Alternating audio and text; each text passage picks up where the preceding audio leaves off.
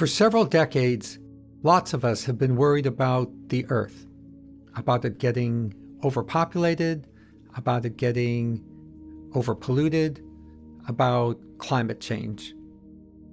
As part of a group of solutions, the Princeton physicist Gerry O'Neill described how we could build large park-like settlements in space at two locations, L4 and L5, that are gravitationally stable between the Earth and the Moon, and house hundreds of millions and ultimately billions of people living in space.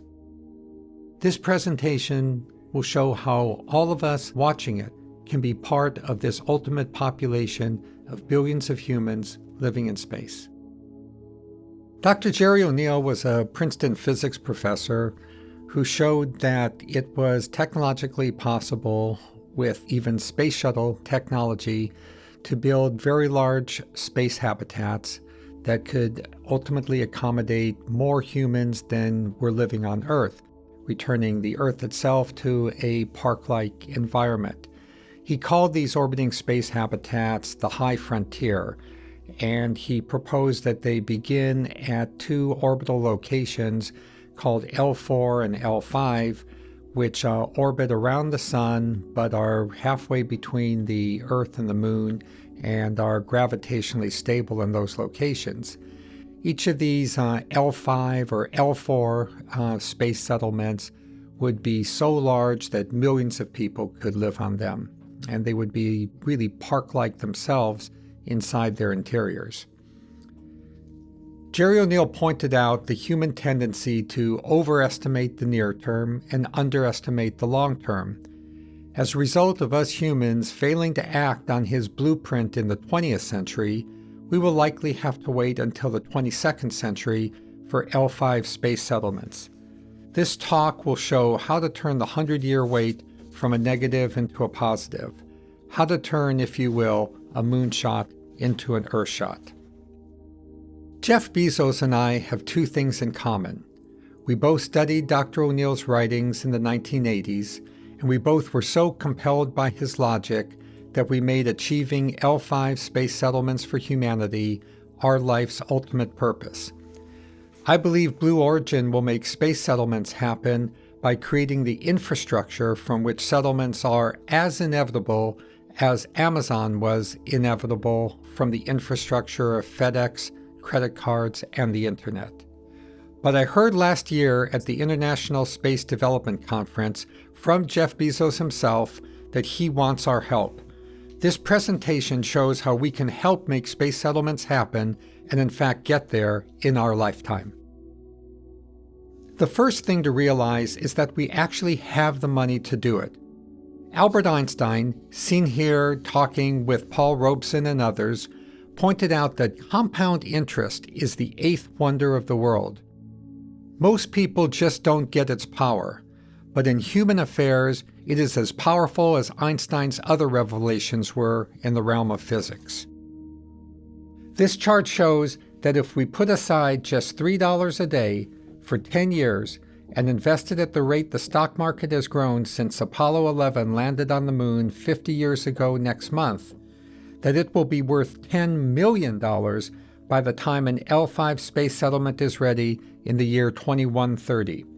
If you compound money at 7% for 100 years, it grows 1,000-fold. Now, what could we do with $10 million in 2130? First, we could stay alive as a mind clone until then, using just a small part of the interest income. Second, we could regenerate a body for our mind clone to be mated with it at L5. Third, we could buy a pretty nice condo at L5. And fourth, we could make the space settlement movement happen by permitting some borrowing for space settlement construction against our collective compounding assets. So let's start with what is a mind clone.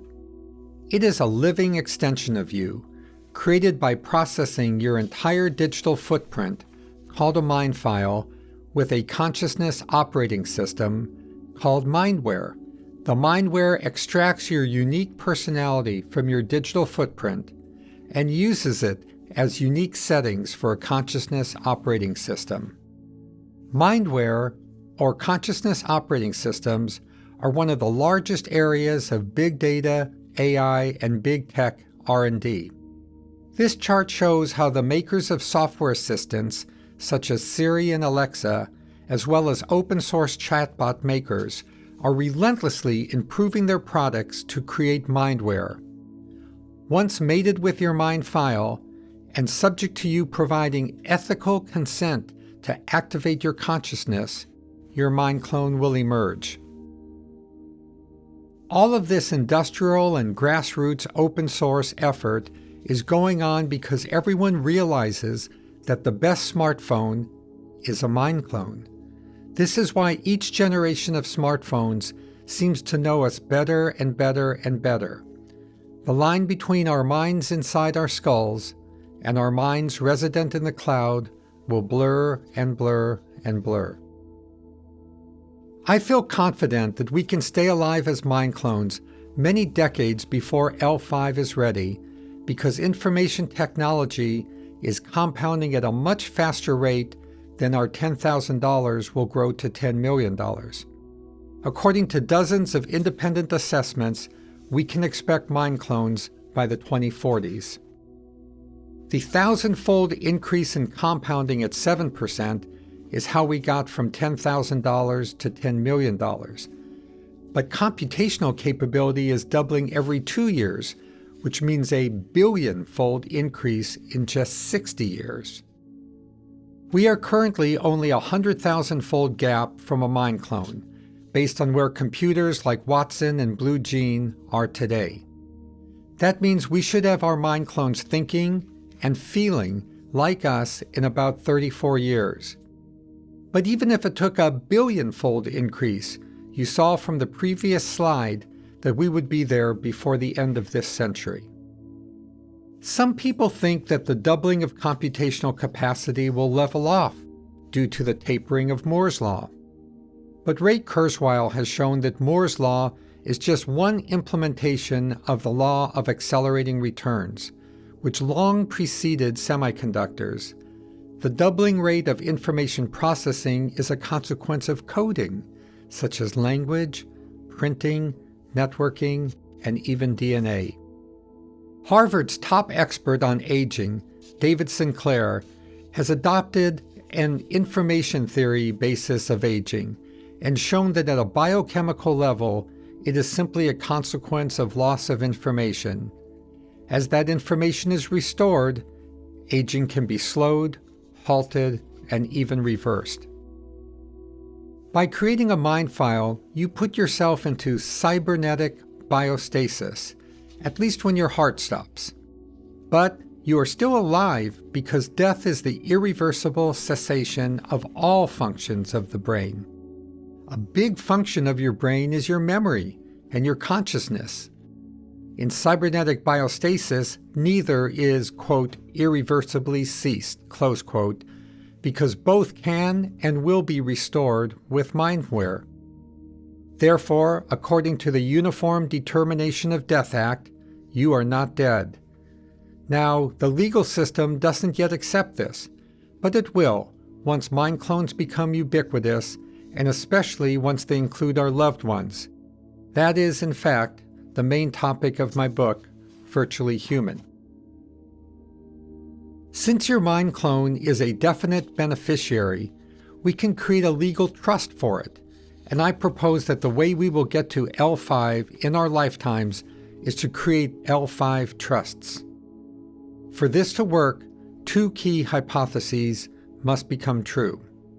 First, that half of the $10 million I showed at the beginning we would accrue with just $3 a day for the next 10 years will be enough for us to have a condo on L5.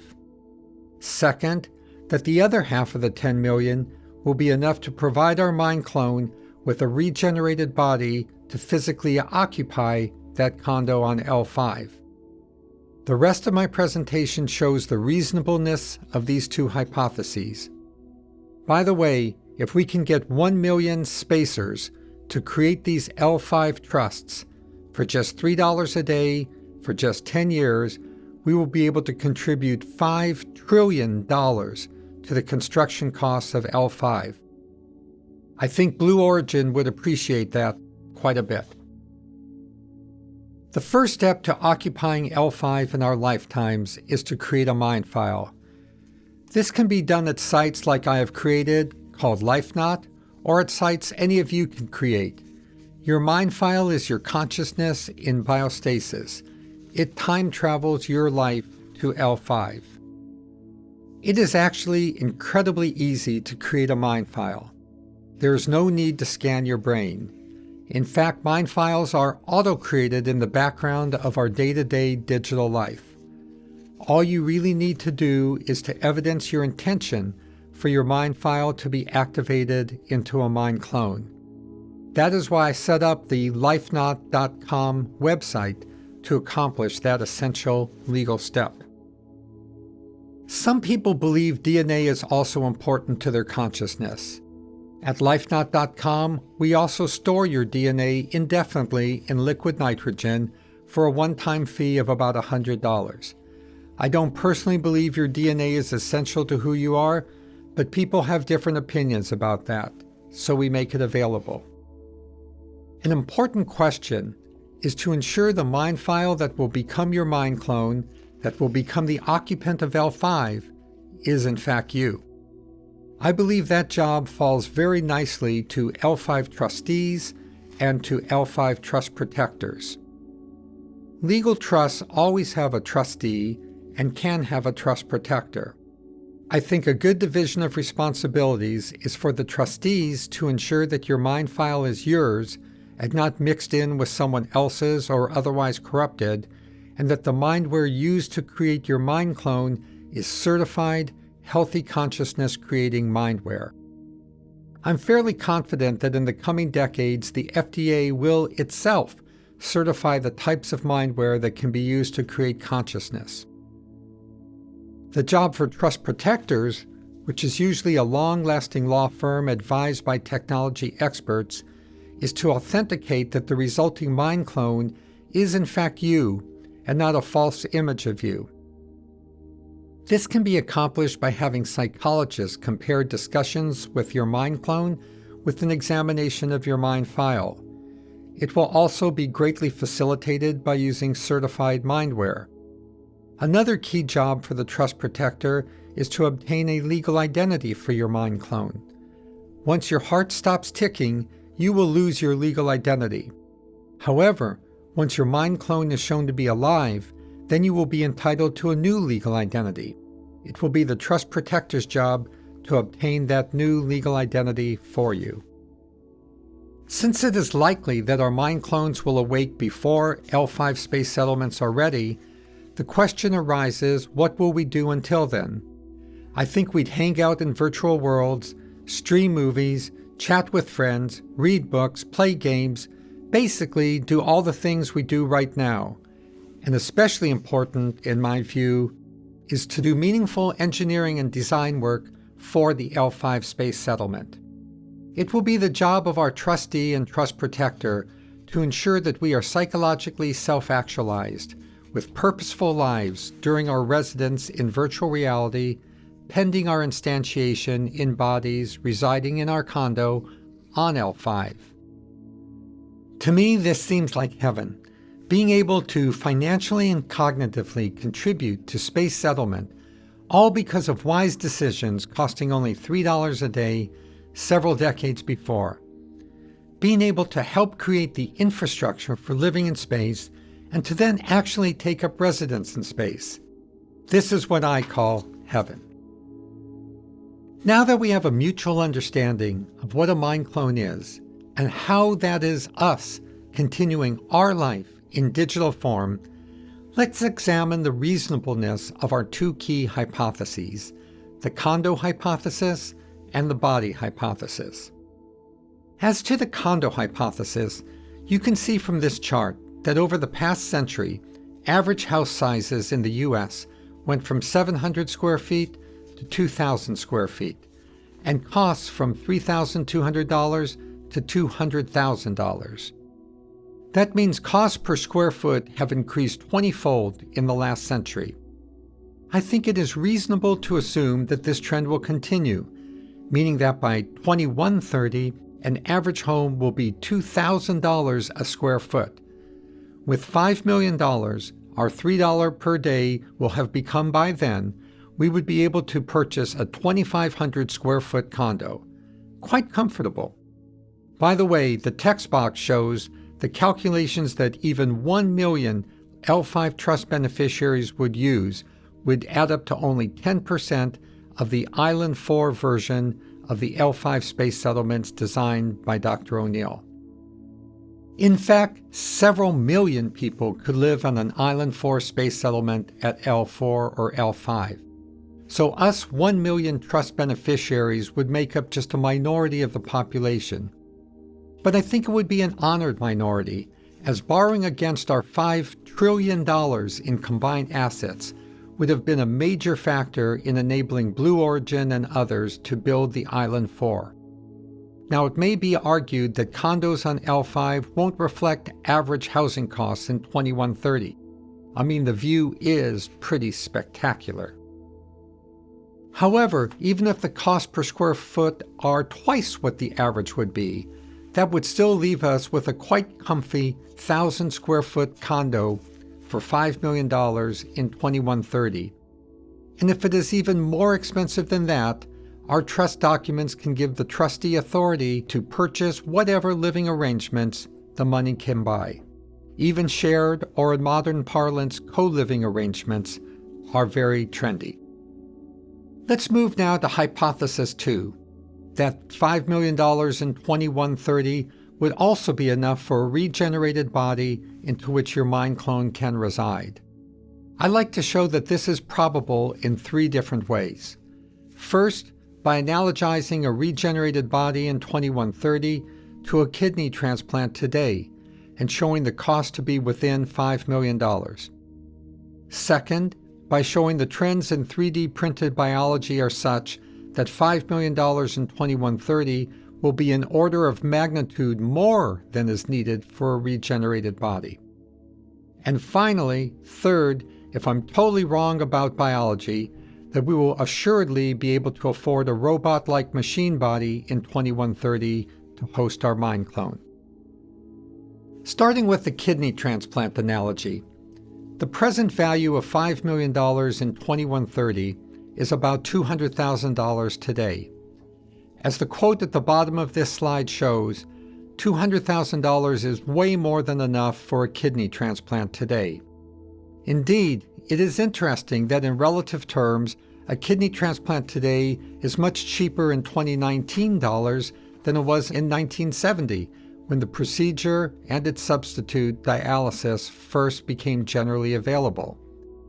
We often hear that these procedures are much more expensive, but that is pretty much limited to the US, where prices charged for transplants bear very little resemblance to the underlying costs. So, if you can accept that the 22nd century version of an organ transplant is a regenerated body, then by comparison with kidney transplant costs over the past 50 years, it is likely that $5 million in 2130 will be more than enough for a regenerated body at that time. Let's turn to the second reasonableness test, a bottoms-up approach from the costs of growing and printing human cells. In my company, we manufacture 100 lungs a year at a cost of around $10,000 per lung. But a human body has 500 times more non-blood cells than are represented in a lung, so by extrapolation, it would cost us 500 times $10,000, or about $5 million in 2019 dollars to manufacture an entire body. Over a span of 100 years, we will lose 2 orders of magnitude from the cost of money, even at current 3% inflation rates. So our current 3D bioprinting costs are about 2 orders of magnitude too expensive to be affordable with $5 million in 2130. Before I explain how this 2 order of magnitude gap will be closed, let me show you a video clip of how we are manufacturing lungs today. While not all of this video is fully in place today, we are manufacturing dozens of lungs a year via a similar process and have increased by 25% the number of lung transplants performed in the United States. We have saved many lives. In the next clip, you will meet one of the amazing recipients of a pair of our manufactured lungs. 3D bioprinters at United Therapeutics DECA Organ Manufacturing Center in Manchester, New Hampshire, print the inert collagen scaffold of a lung from its larger proximal vessels and bronchi to its millions of distal arterioles. End-stage organ disease patients give up a few cells in a biopsy, which will be transformed into inducible pluripotent stem cells, all matching the patient's DNA to avoid any need for immunosuppressants. It was just in the past decade that science has learned how to turn differentiated human cells back into stem cells. Thereafter, the newly made stem cells can be redifferentiated back into a wide variety of different types of cells. In our manufacturing laboratories, we will redifferentiate newly made stem cells from a patient into endothelial, epithelial, muscle, and connective tissue cells that match the patient's DNA. After expanding the numbers of these differentiated cells into the tens of billions needed to cellularize each organ, we stream them into the previously bioprinted scaffold. The entire process of cell expansion and recellularization via streaming takes about 2 to 3 months per organ. At the end of the process, there is a newly manufactured, personalized organ that matches the DNA of the intended patient. Once removed from its bioreactor, the organ needs to be transplanted within hours. A TransMedics cart will be loaded onto an EHang manufactured organ transport helicopter, or MOTH, for delivery to the surgeon's operating room.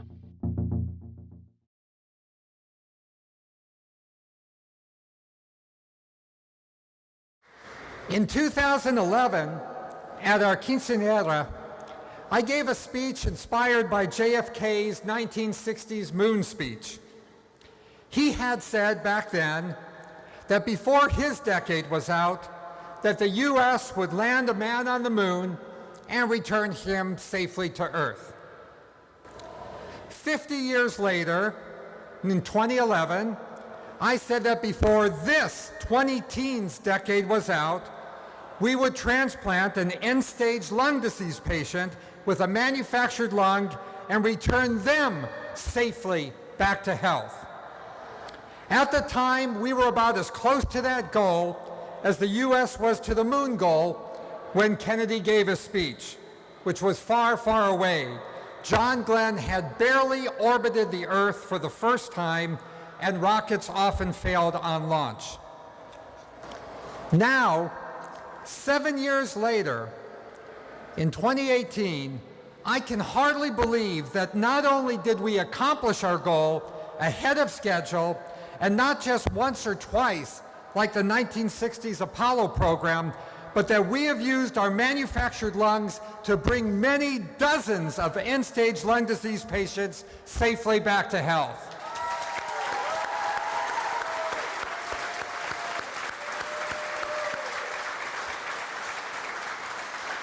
Now, as remarkable as this is, and I swear to God, I pinch myself every day that we're doing this, if someone told me back in 2011 that not only would we accomplish our goal, and not only once but dozens of times, but that our manufactured lungs would work so well that a patient with a pair of them would actually win a gold medal in the shot put at the US Transplant Games, I'd say, like, no way. I mean, that's insane.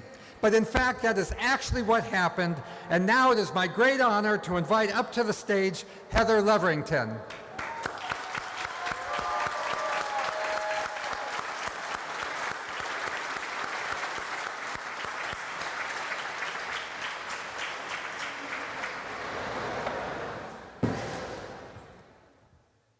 May I hold your hand? Yeah. Thanks. Heather is a former college shot put champion who later found herself diagnosed with pulmonary hypertension, just like our daughter Genesis.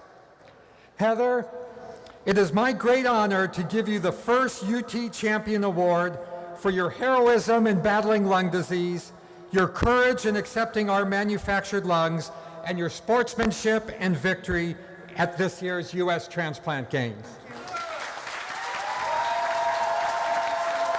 You can bring it back to you.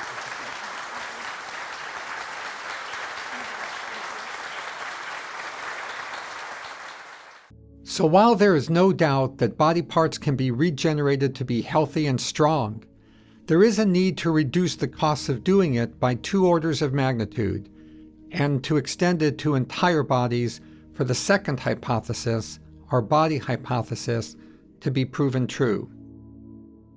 However, it seems quite likely that this dramatic drop in cost will in fact occur due to advances in vitro meat production, nanobiotechnology manufacturing, and medical robotics from companies such as Intuitive Surgical that makes the Da Vinci surgical robot. Liz Specht of the Good Foods Institute has recently projected that the current cost of in vitro meat, about $15,000 per kilogram, will drop to under $10 per kilogram within the next few decades. This would imply a cost of just $1,000 to print the in vitro meat equivalent of a human. Of course, we are a lot more than meat, but $1,000 is a small fraction of our $5 million body regeneration kitty in 2130, leaving plenty of financial bandwidth for the complications of 200 cell types and our unique hypercomplex body planform. What is very important about the Good Food Institute's analysis is that the several order of magnitude drop in cell-based meat production arises not from dependence on any one technology, but from a number of different and complementary approaches. This makes $10 per kilogram of body regeneration much more likely. Ray Kurzweil, in this recent email to me shown on the screen, doubles down on his well-documented contentions in his several books that 3D bioprinting of human bodies in particular will come down to about $1 a pound by the 2040s. That means a 160-pound body for about $160.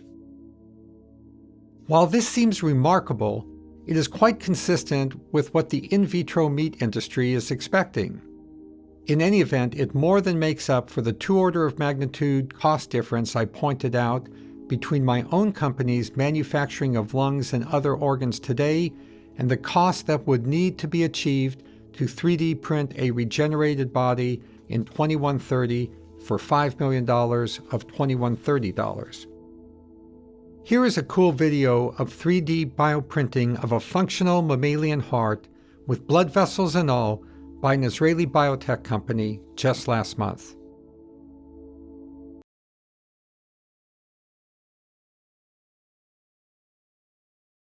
The third option for having a regenerated body for us on L5 by 2130 within our $5 million budget is to use robotic systems. Even if you are skeptical about 3D bioprinting of regenerated bodies, I don't think there is much room for skepticism about robotic bodies 100 years from now. The Luke arm, made by my friend Dean Kamen, is already being promoted at the Consumer Electronics Show and is projected to decrease in cost from $100,000 to just $4,000 over the next 10 years. Earlier this year, the FDA approved dual use of these Luke arms, which are so sensitive that they can be used to eat sushi with chopsticks and even pick up a grape without denting the skin. Similarly, for our legs, the iBot has already dropped in price tenfold from $25,000 to $2,000 and is now being made by Toyota. In fact, at next year's Olympics in Tokyo, Toyota, the largest sponsor, says they are planning for the final lighting of the Olympic torch to be done by an athlete in an iBot with a Luke arm. Adding cameras and sensors to an iBot frame gets you this robot being used today by FedEx. It costs way less today than the present value of $5 million in 2130. And of course, it is trivial to replace the FedEx advertising with a 4D face of our mind clone, showing our real-time expressions. Morgan Freeman and others have been blown away by the flesh-like texture and facial gestures of our Bina 48 robot. Take a look at this video clip from National Geographic. And I'll explore how science is trying to capture the soul. I hope to be fully human someday. To bring eternal life to this life. When you combine the robotics of in-existence technologies, such as the Luke arm, the iBot, the sensors of the FedEx iBot, 3D flat screens, and finally the facial textures and micro machines of Bina 48, you end up with a regenerated robot for your mind clone at well under the $5 million budget provided. While most of us would still prefer a regenerated 3D bioprinted body, and I believe, as I showed earlier, that it is quite likely and affordable, nevertheless, it is hard to deny that with 100 years of further tech dev, that pretty awesome robotic bodies would not be available to us. The last aspect to discuss of the body hypothesis is the reasonableness of mating your mind clone with the regenerated body. Now, if you'll excuse the pun, I think it is a no-brainer that we will be able to readily merge our mind clones with robotic bodies. But now let's take a look at the technologies emerging today that will allow us to actually write our mind clone into the inconceivably immense neural circuitry of a regenerated biological body. I want to start by observing that it is not necessary to recreate our mind in all of its original organic neural complexity in order to recreate our consciousness inside of a 3D bioprinted body. A good analogy is that it is not necessary to replicate a bird in order to fly. Birds have tens of billions of parts, which are called cells, whereas even the most complicated aircraft have only tens of thousands of parts. Yet they both fly in different ways, but increasingly in similar ways with drones and eVTOLs. My point is that if we have an entire mind clone in software that can be written onto a chip or set of chips, and it has been happily and productively living in virtual reality for some decades, it is not necessary to transplant all of that software code to each and every neuron in a regenerated brain. All that is necessary is to enable key input and output links between the chip-based mind and the neuron-based brain so that the regenerated body can be controlled by and can feed sensations to the software-based mind clone substrate. So, as with almost every uber cutting-edge technology today, Elon Musk is on it. He recognizes that brain-machine interfaces are simpler than many people think, and he's working on it in his Neuralink company. There is no assurance of success, but he has one of the best track records of success of any futurist I'm aware of. Creating a new car company in America after a half-century lapse? Check. Creating world's coolest, greenest car? Check. Landing used rocket stages on floating platforms? Check. I would not bet against Elon. In fact, brain-machine interfaces have already produced both readout and write-in results in primates, and thousands of patients have FDA-approved neural implants today. I do think that over time, with a mind clone implant, the memories and consciousness resident in the implant will also map themselves into neural networks within the regenerated brain. This is not really different from the fact that every memory and attribute we have is written into multiple neural connections in our brain. Remarkably, even when half of a person's brain is removed, there is very little, and sometimes no, change in their behavior or self-consciousness. Minds are built for supermassive redundancy. An especially fascinating technology is to expedite the redundant writing of mind clone software into cognitive neural networks via neural nanobots. Billions of nanobots, small enough to pass through the blood-brain barrier, would take up residence at key neural junctures. There, they would write in with picovoltage potentials information delivered to them wirelessly. When the job was done, they could disconnect and be excreted. I personally don't think this much technology is at all necessary to merge a mind clone with a regenerated body, but it indicates the kinds of work that legions of people are doing in the area of brain-machine interface. Once your mind clone has been mated into your regenerated body, be it 3D bioprinted or robotic, the question will remain, is my mind clone really me? How can it really be me if it is not in my original brain and body? Of course, this same question would have actually been asked and answered decades earlier as a mind clone living in virtual reality. I think the main reason people have difficulty imagining that a mind clone is the same as themselves is because we have no experience with extensions of ourselves outside of our skin.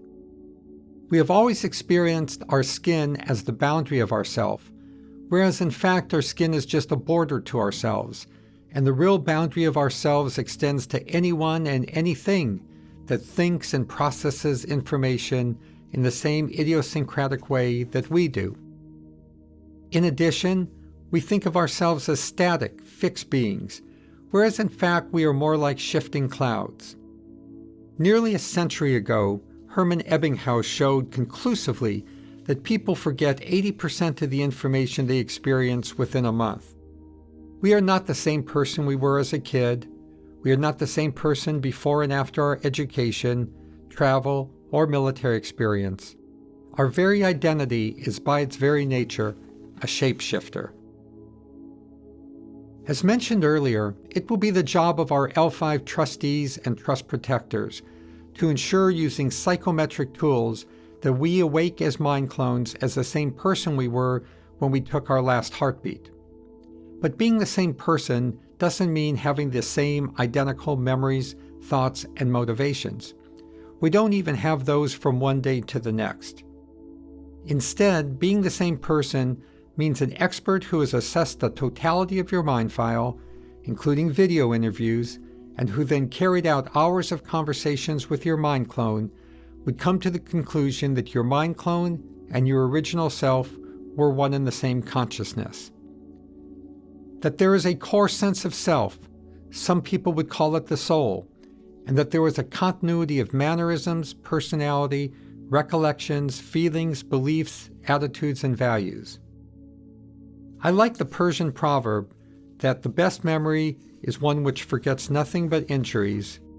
Write kindness in marble, write injuries in dust. Some people worry that it won't be fun to wake up like Rip Van Winkle, with the entire world changed around you and all your best friends gone. But I don't think it'll be anything like that. First, we hope to have many, if not most, of our friends joining us on L5, fulfilling our dream to live out our lives on an O'Neill settlement in space.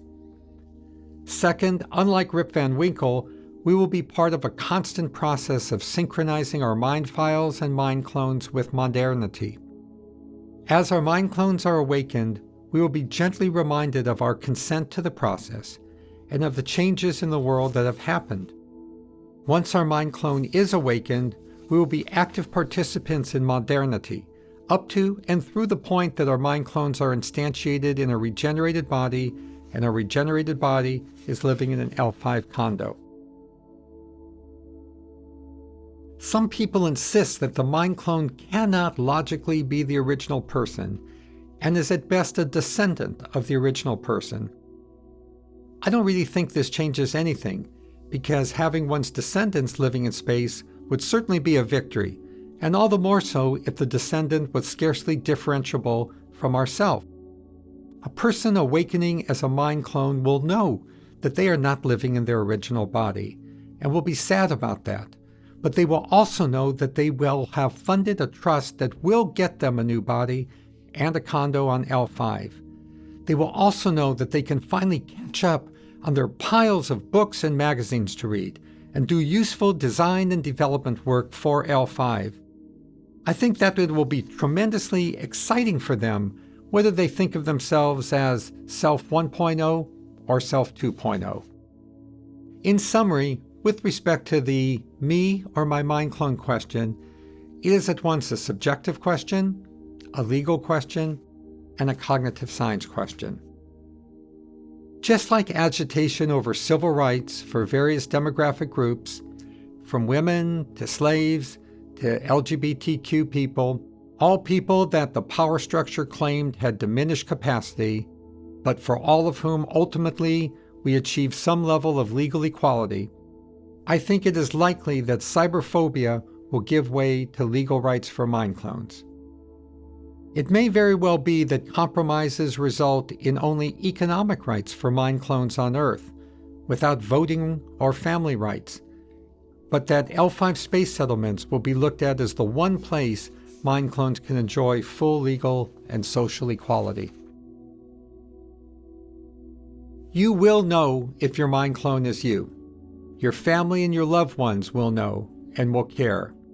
Even if the first version doesn't cut it, there will be unrelenting decades of industry-wide work on mindware, making it increasingly likely, and in fact inevitable, that a consented mind file will awaken sooner or later as a healthy, happy, human mind clone.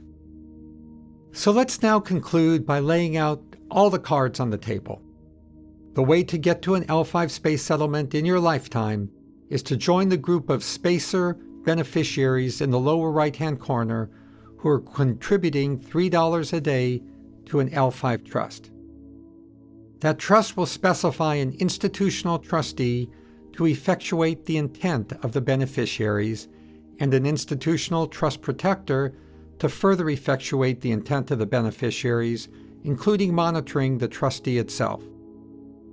The trust will allocate just under half of the trust assets to purchase a condo in L5 and just under half of the trust assets to regenerate a body for L5, with the balance going to maintaining the beneficiary's mind in a mind file, activating that mind file with certified mindware, and obtaining an independent, meaningful, and healthy virtual life for the resulting mind clone until such time that their body and condo on L5 are ready. Trustees ordinarily earn a fee of about 1% of the assets they manage, while trust protectors usually earn an hourly fee for the work they actually do. Based on this solution, I think there are generally 4 outcomes possible. Either you create or don't create a trust, and either the 2 hypotheses do or don't come true. If you choose the upper right-hand corner, you win a jackpot, and also avoid the left-hand top corner tragedy of missing out on L5 for want of $3 a day. If the hypotheses don't come true, either you're out $3 a day or you save $3 a day. Either way, unless $3 a day is important to your well-being, and I understand that for millions and millions of people it is, the most rational decision is the upper right-hand corner. In conclusion, I told you I'd describe how we can get to L5 in our lifetimes. I've shown that L5 housing is likely affordable, and that there is no doubt indicia of consciousness can be stored. I've shown that it is likely trends will enable digital consciousness and make affordable regenerated bodies, and even mate digital consciousness with those bodies. It is an open question as to whether or not your digital consciousness will be recognized as yourself, but even if it is like an offspring of yourself, I think that is still pretty cool. Finally, there are existing trust law tools to handle the logistics of getting us, and I mean specifically us, from here on Earth to an L5 space settlement. That's turning a moonshot into an Earthshot. Thank you.